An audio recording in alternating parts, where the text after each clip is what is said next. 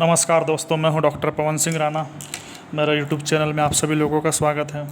जैसा कि मैं पहले डिफरेंशियल इक्वेशन में आपको ऑर्डर डिग्री और Leibniz differential equation, separation of variable differential equation बता चुका हूं, और मैं आज आपको बताने वाला हूं exact differential equation. Exact differential equation दोस्तों, वन ऑर्डर वन डिग्री की कोई डिफरेंशियल इक्वेशन हो तो हो सकता है उसमें सेपरेशन ऑफ वेरिएबल नहीं हो रहे हैं, वह लाइबनिज़ भी नहीं है, वह बर्नौली डिफरेंशियल इक्वेशन भी नहीं है, जैसा कि मैं आगे वाले वीडियोस में बता चुका हूँ। तो हो सकता है वो इस तरीके का फॉर्म हो, one order one degree M D x plus N D y is equal to zero. देखिए दोस्तों, M D x plus N D Y is equal to zero, one order one degree की differential equation है। यहाँ M और N ये functions of x and y होंगे। Here M and N are functions of x and y. तो ये जो form है ये एग्जैक्ट डिफरेंशियल इक्वेशन का है, परंतु ये एग्जैक्ट होगी या नहीं होगी इसकी गारंटी इस बात से होती है। किस बात से? देखिए दोस्तों, तो यह ऐसा दिखाई दे तो हम एग्जैक्ट डिफरेंशियल इक्वेशन पे बात करते हैं, अदरवाइज़ हो सकता है इसमें वेरिएबल सेपरेशन मेथड लग जाए, हो सकता है वो लाइबनिज़ हो सकता है वो बर्नौली हो। लेकिन यदि ऐसा फॉर्म हो तो वो एग्जैक्ट हो सकती है, अभी कंफर्म नहीं है, लेकिन एग्जैक्ट कब होगी? जब एम का पार्शियल डिफरेंशियल इक्वेशन वाई के लिए और एन का पार्शियल डिफरेंशिएशन एक्स के लिए करें और ये दोनों सेम हों।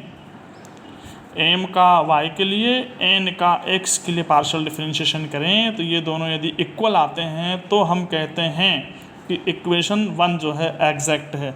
और एग्जैक्ट के केस में सॉल्यूशन होता है, solution integration M D X, Y is constant, इसमें वाई कांस्टेंट होता है, इंटीग्रेशन एन डी वाई। लेकिन इसमें एन में टर्म्स फ्री फ्रॉम एक्स वाली टर्म्स को नहीं लिखा जाता है, इज इक्वल टू सी। ये होता है सॉल्यूशन। वापस से देखिए दोस्तों, M D x plus N D Y is equal to zero, इस तरीके का फॉर्म होता है तो ये एग्जैक्ट डिफरेंशियल इक्वेशन का फॉर्म होता है। परंतु ये एग्जैक्ट डिफरेंशियल इक्वेशन होगी या नहीं होगी ये इस बात से साबित होता है कि एम का वाई के लिए पार्शियल डिफरेंशिएशन, एन का एक्स के लिए पार्शियल डिफरेंशिएशन सेम हो, तब ये एग्जैक्ट मानी जाती है। और यदि एग्जैक्ट है तो ये होता है solution integration M D X, लेकिन इस इंटीग्रेशन में वाई कांस्टेंट होता है, इंटीग्रेशन एन डी वाई, लेकिन इसमें एन में जो भी एक्स वाली टर्म्स होंगी वो लिखना ही नहीं है। फॉर एग्जांपल लिखा हुआ है X square Y plus two Y, तो उसमें दो टर्म है, एक्स स्क्वायर वाई और टू वाई। तो एक्स स्क्वायर वाई ये वाली टर्म हमको लिखना ही नहीं है, केवल क्या आएगा? Two Y. मान लो इसमें भी एक्स होता, एग्जाम्पल सपोज, तो ये वाले टर्म में भी नहीं लिखते, तो ये भी नहीं लिखेंगे, ये भी नहीं लिखेंगे, तो जीरो डी वाई आ जाएगा। और यदि यहाँ एक्स नहीं होगा तो ये तो जीरो हो जाएगा, मतलब नहीं लिखेंगे, लेकिन टू वाई हमको लिखना पड़ेगा।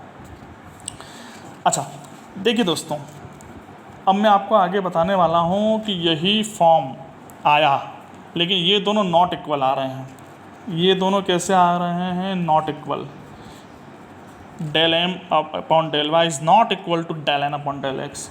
तो इस केस में दोस्तों है ये एग्जैक्ट वाला फॉर्म, लेकिन ये फेल हो गया, ये दोनों इक्वल नहीं है, यानी आपकी डिफरेंशियल इक्वेशन एग्जैक्ट नहीं है।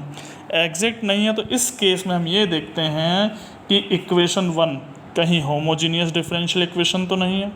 होमोजीनियस का मतलब होता है जिसमें एम और एन दोनों में हर टर्म की डिग्री सेम है, जितने भी टर्म्स हैं उनकी डिग्री सेम है।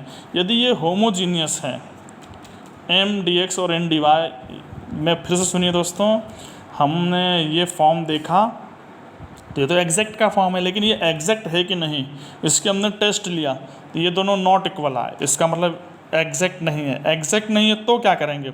हम इस केस पे जाते हैं कि कहीं एम और एन होमोजीनियस तो नहीं है। होमोजीनियस का मतलब होता है एम और एन में जितने भी टर्म्स हैं हर टर्म की डिग्री सेम होना चाहिए। यदि सेम है तो मतलब ये होमोजीनियस है, और इस केस में इंटीग्रेटिंग फैक्टर होता है one upon M X plus N Y.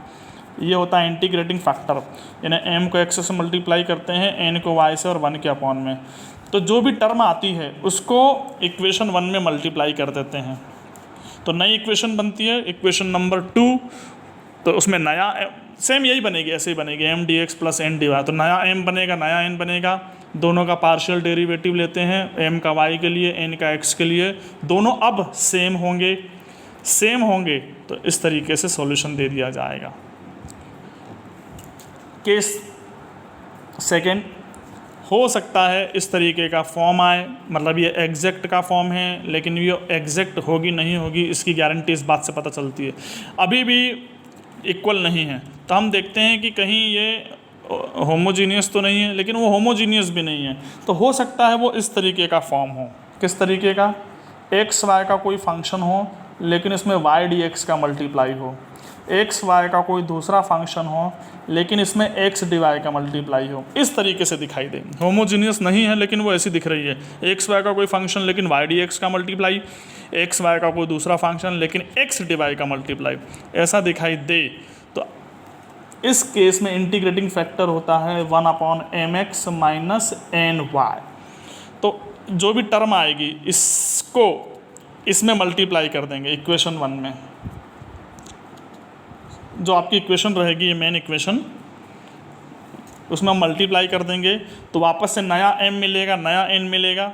Equation 2 की बात कर रहा हूँ, नया m मिलेगा, नया n मिलेगा, पार्शियल डेरिवेटिव लेंगे, तो उस केस में ये दोनों बराबर होंगे और हम इक्वेशन 2 का सॉल्यूशन दे देंगे, इंटीग्रेशन ये इस तरीके से। अब मैं बताना चाह रहा हूँ दोस्तों केस 3। अब मैं बताना चाह रहा हूँ केस 3। हो सकता है आपके पास ये वाला फॉर्म आए, तो एग्जैक्ट का फॉर्म है, लेकिन आपने ये जब निकालें तो दोनों सेम नहीं आ रहे, नॉट इक्वल आ रहे हैं, होमोजीनियस भी नहीं है, ये वाला फॉर्म भी नहीं है, ये वाला फॉर्म भी नहीं है, इस तरीके का। तो हम ये देखते हैं कौन सी टर्म छोटी है, m छोटा है या n छोटा है। यदि n छोटा है, n, तो हम ये वाला रूल लगाते हैं मन से, 1/n del m upon del Y minus del n upon del X. तो अपने आप आपको x का फंक्शन मिलेगा ही मिलेगा, x का फंक्शन मिलेगा या कांस्टेंट मिलेगा, यानी आपने बिल्कुल सही रूल लगाया है। और इस केस में इंटीग्रेटिंग फैक्टर होता है e की पावर इंटीग्रेशन fx dx। तो जो भी आएगा इसको इक्वेशन 1 में मल्टीप्लाई करेंगे, नई इक्वेशन बनेगी जिसका नाम होगा 2, नया m बनेगा, नया n बनेगा, पार्शियल डेरिवेटिव m का y के लिए, n का x के लिए लेंगे, दोनों अब हम इक्वल होंगे और हम सॉल्यूशन दे देंगे इस तरीके से।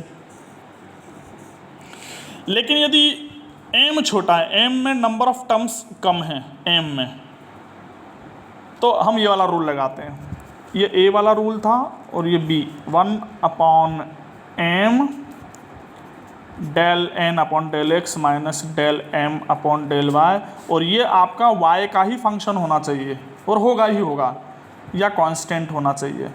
तो इस केस में इंटीग्रेटिंग फैक्टर होता है e power integration f of y dy, और इसका मल्टीप्लाई हम इक्वेशन 1 में करेंगे तो नई इक्वेशन इसी तरीके से मिलेगी जिसमें नया m होगा, नया n होगा। लेकिन अब हम यदि ये निकालेंगे तो ये दोनों सेम होंगे और हम इस तरीके से इंटीग्रेशन कर देंगे। तो दोस्तों मैं पहले जो वीडियो बना चुका हूँ उसमें मैंने आपको ऑर्डर और डिग्री बताई है। अब मैंने दूसरा वीडियो बनाया था उसमें मैंने आपको 1 ऑर्डर 1 डिग्री जिसमें सेपरेशन ऑफ वेरिएबल, लाबनीज और बर्नौली डिफरेंशियल इक्वेशन बताई थी। आज भी मैंने 1 ऑर्डर और 1 डिग्री लेकिन एग्जैक्ट फॉर्म बताया है। तो मेरा वीडियो आपको कैसा लगा दोस्तों कमेंट में ज़रूर लिखिए। मैं अगला वीडियो बनाऊंगा जिसमें हायर ऑर्डर डिफरेंशियल इक्वेशन की बात होगी। Thank you very much.